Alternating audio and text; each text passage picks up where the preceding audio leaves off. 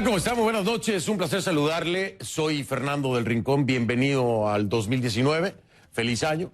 Bienvenido, por supuesto, también a Conclusiones. Me reintegro a mis labores. Le agradezco a todos mis compañeros que dieron su apoyo para que pudiera tomarme unos días libres de vacaciones. Por supuesto, a todo el equipo de Conclusiones que continuó trabajando y algunos de ellos tuvieron oportunidad de descansar.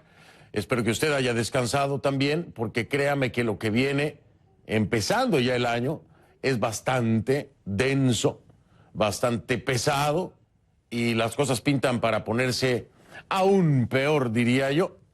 Y no es que sea negativo, es que de entrada nos topamos este inicio de semana, regresando todo el concluteam o concluequipo, con que Jimmy Morales, el presidente de Guatemala, no paró ni por la Corte de Constitucionalidad, ni por el secretario general de la ONU, Antonio Guterres, sino que ha continuado con esta arremetida en contra de la CICIG, pero ahora ya lo ha llevado a otros niveles en donde incluso por sus propias palabras estaría involucrando al secretario general de la ONU en una especie de delitos.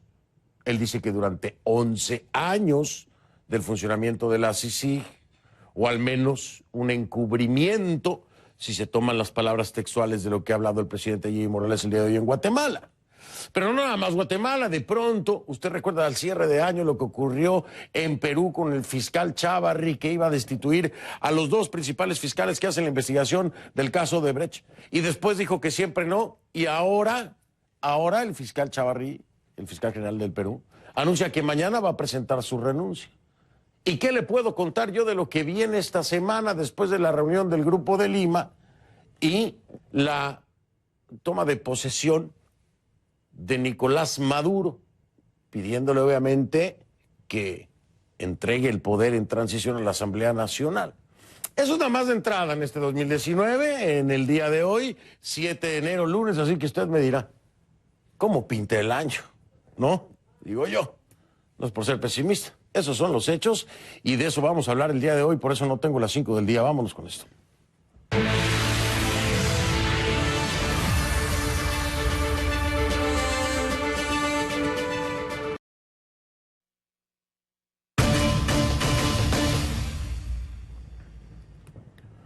Le pido que a partir de este momento me acompañe utilizando la etiqueta numeral Conclu10E de enero, VZLA. Ahí está en pantalla. Conclu10E, VZLA de Venezuela. Esa es la etiqueta a partir de este momento. 10 de enero, Conclu10E, VZLA. Sus comentarios con esta etiqueta, por favor, a mi cuenta en Twitter, @soyfdelrincón, @soyfdelrincón. Venezuela está a tan solo días de entrar en una fase, pues diríamos, sin regreso, ¿no? O dejo la pregunta, ¿sin regreso? ¿Por qué? Bueno, es que el próximo jueves, el 10 de enero, Nicolás Maduro dará inicio a otro mandato presidencial que se extendería hasta el 2025. Todo pinta para eso, ¿no? Esto luego de que el Consejo Nacional Electoral de Venezuela lo declarara ganador, recuerda, en los comicios generales de mayo de 2018. Esa elección estuvo plagada de acusaciones, irregularidades, faltas constitucionales. Por ejemplo, para empezar, no contó con la participación de la oposición, ni tampoco con observación internacional independiente. Por ello, casi de manera inmediata, unos 50 países decidieron desconocer la elección, desconocer la validez de la misma y el hecho de que Maduro renovara su mandato a partir del 10 de enero. Ahora, la promesa se cumple, porque el pasado viernes 13 de los 14 países que integran el llamado Grupo de Lima, Argentina, Brasil, Canadá, Chile, Colombia, Costa Rica, Guatemala, Guyana, Honduras, Panamá, Paraguay, Perú y Santa Lucía, confirmaron que no reconocerán a Maduro como presidente. Y al mismo tiempo exigieron el restablecimiento de la democracia, amenazaron también con imponer sanciones económicas si el heredero político de Hugo Chávez se queda en el poder. Estados Unidos y la Unión Europea se están uniendo a esta llamada, a esa medida, y la reacción en Caracas, por supuesto, no se hizo esperar. Escuche lo que dijeron. Más allá de esta declaración del autodenominado Grupo de Lima, que ha escrito una vergonzosa página en la historia de las relaciones internacionales de nuestra América, la República Bolivariana de Venezuela sabrá responder a la luz del principio de la reciprocidad a las acciones que individualmente decida tomar cada gobierno en la proporción correspondiente y en el terreno que cada uno escoja. La amenaza de Venezuela se ve contrarrestada por la Asamblea Nacional. ¿Por qué? Bueno, porque el Grupo de Lima, Estados Unidos, la Unión Europea han alertado que solo van a reconocer al cuerpo legislativo como poder legítimo constitucional, pues fue electo por los venezolanos. Y el último, dicen, obviamente, electo democráticamente. Además, han apoyado la elección este fin de semana de Juan Guaidó como nuevo dirigente del partido opositor Voluntad Popular, como el presidente del Parlamento, de la Asamblea Nacional.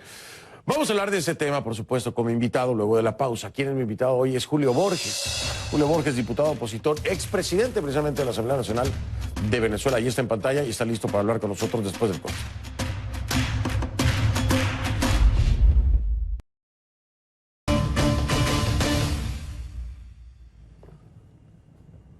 Le doy la bienvenida a Julio Borges, diputado opositor y expresidente de la Asamblea Nacional de Venezuela desde Bogotá, allá en Colombia, exiliado. Julio, ¿cómo estás? Buenas noches.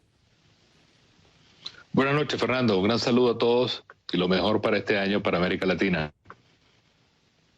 Feliz 2019, gracias por acompañarme. Julio, ¿estás de acuerdo conmigo que no importa lo que se haya decidido con el Grupo de Lima, el llamado que se esté haciendo de entregar el poder a la Asamblea Nacional y después que se dé una transición, estás claro, al igual que yo, que esto no va a ocurrir, ¿no? Están claros los venezolanos, está clara la comunidad internacional que a pesar de lo que se diga y lo que se pida, Nicolás Maduro va a continuar y el 10 de enero hará lo que nadie quiere que haga, al menos en el Grupo de Lima. Es que lo que pasa, Fernando, es que esto es un proceso en el cual, por supuesto, nadie está pensando que va a haber una salida mágica, pero sí que todos estamos construyendo desde diferentes ángulos de lucha una presión dentro de Venezuela y una presión fuera de Venezuela que, créeme, está causando estragos dentro del madurismo, dentro de las Fuerzas Armadas venezolanas, y este proceso donde gente como Maduro aparece todopoderoso un día, resulta que al día siguiente están descalabrados y están absolutamente caídos. Y yo soy de los que piensa que estamos en un proceso que se inicia el 10 de enero y que va a ser un proceso final porque la decisión regional y la decisión de los venezolanos y la decisión de las democracias del mundo es que tiene que haber un cambio en Venezuela y tiene que haber un desenlace este mismo año en Venezuela. Este mismo año, dices tú, ¿tú crees que esto se vaya a lograr este mismo año, Julio? Bueno, es que yo creo que, por supuesto, quien piense que Maduro tiene todo el poder y que es todopoderoso sentirá que es imposible que salga del Palacio de Miraflores. Pero veamos un poco atrás, Fernando. Veamos todo lo que ha significado las fracturas políticas que tiene Maduro a su alrededor. Veamos cómo ha habido también fracturas militares muy importantes. El propio gobierno admite, Fernando, que en el último año han habido 6 intentos de rebelión militar. Hasta el día de hoy han estado llevando a las cárceles a 4 coroneles que han sido líderes de lo que significa una fuerza armada que quiere democracia en Venezuela. Si a eso le añades la destrucción de la producción petrolera, el aislamiento internacional, las sanciones y todo lo que es la decadencia de la dirigencia de Maduro y su entorno, yo pienso que estamos en una etapa final. La pregunta es, ¿por qué no ha caído Maduro todavía? Bueno, es que hay una combinación compleja. La combinación de una Cuba que sigue soportando a Maduro, el petróleo que venía dándole un pulmón artificial y los militares. Pero de estos 3 factores, el petróleo y los militares se han descalabrado y Maduro se va a descalabrar con todos ellos también. Pero lo dices tú en la carta que has escrito, en la misma carta que has escrito, no solamente es Cuba, estamos hablando de Rusia, y yo te agregaría China y todos aquellos países que tienen intereses económicos hoy por hoy con el gobierno venezolano. Es decir, la deuda que el gobierno venezolano tiene con países como Rusia, como China, como otros países, están dándole el apoyo a Nicolás Maduro, no sé si por una ideología o si por el tema de aseguramiento de sus bienes, es decir, para poder recuperar lo que han invertido. ¿cómo poder enfrentar eso? Porque si bien hay sanciones, como tú lo decías, ya más puntuales, que le metan más presión, cuando tienes estos países respaldando con economías, no te voy a decir bueno, China, por ejemplo, con una economía sólida, ¿no? Pero con economías importantes que pueden respaldar al gobierno de Maduro, ¿cómo manejar eso a nivel internacional? Ya estás viendo a México que se perdió, ¿no? Por lo pronto, cuando antes era otro apoyo importante. Bueno, yo siento, Fernando, que a nivel internacional más bien lo que hemos tenido son logros de un grupo de Lima que ha pasado del compromiso político a tomar medidas muy duras. El mismo caso de los Estados Unidos o la Unión Europea. Y te digo algo, a nivel internacional el único aliado real que tiene Maduro es Cuba. Cuba y por supuesto Nicaragua son como tres borrachos que se están sosteniendo unos a los otros. Yo tuve la oportunidad, por ejemplo, de ir a China, invitado por el gobierno chino, y allí el aprecio que hay a Maduro es muy bajo. Se sabe que todo el dinero ha ido a corrupción, que los proyectos no han terminado, que la producción petrolera se ha destruido, que las alianzas petroleras con China han sido muy mal manejadas. Rusia no tiene el poder de subsidiar un gobierno como el de Maduro. De manera que yo siento que más que un apoyo político o financiero, quien está verdaderamente dando el soporte dictatorial es Cuba. Pero tanto China como Rusia, estoy seguro que sabrían que mucho mejor desde el punto de vista de la economía y de los negocios les va a ir si hay un cambio en Venezuela. Y eso es una de las cosas que nosotros tratamos de transmitir permanentemente a los chinos y a los rusos. Quizás el único país que también está haciendo negocios como Cuba es Turquía, que se está aprovechando de la explotación del oro de una manera absolutamente salvaje.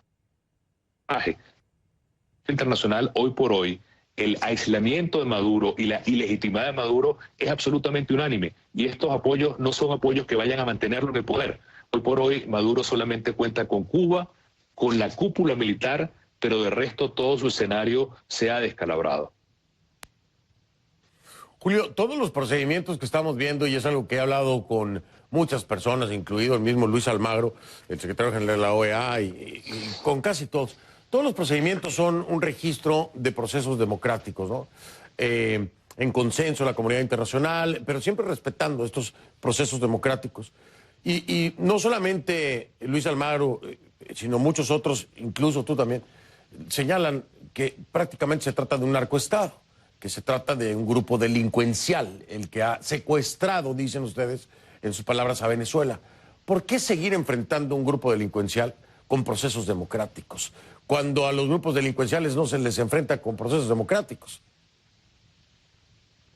Bueno, yo creo que ya la decisión que ha tomado el pueblo venezolano, cuando no se acudió a las llamadas elecciones, que eran un fraude, cuando no se usó un acuerdo que permitió que fueran ilegítimas las elecciones fraudulentas que convocaba el gobierno, el apoyo que dio el pueblo venezolano a este boicot electoral es precisamente saber que ya no se estaba enfrentando a un gobierno que tuviera una salida política, porque el gobierno es el que ha cerrado todas las puertas.